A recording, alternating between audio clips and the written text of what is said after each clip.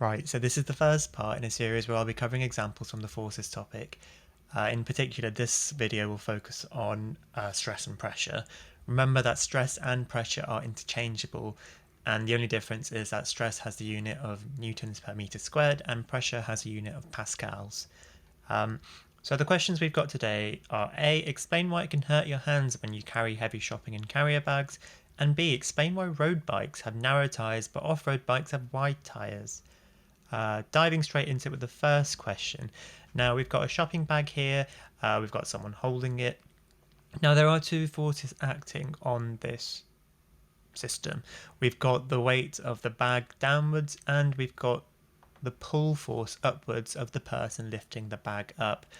The reason it can hurt your hands when you carry heavy shopping and carrier bags is because of the weight being concentrated on a certain area. If we just ignore the pull force for now, we've got the weight of the bag acting downwards.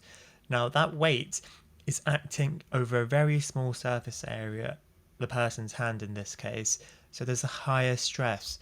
We know that stress is equal to force over area, and if the area is very small, that will make the stress very big.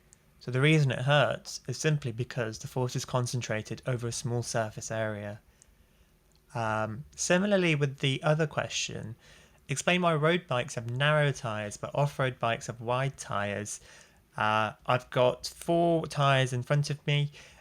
This is the road bike, so the thinner tyre, and the thicker tyre is obviously the off-road bike.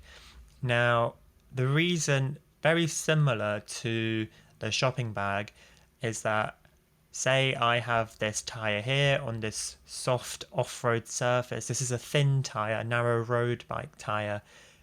If we were to look at the forces acting on this tyre and look at what area they're concentrated on, we see that we've got the weight of the bike, the tyre, acting downwards. Now that weight is concentrated over a very small surface area, meaning there is a higher stress. If we were to take a bike with a very narrow tyre out into, I don't know, a park or something and go off-road, this higher stress, this higher pressure acting downwards on the ground will probably mean that this bike, this tyre will sink in and probably get stuck.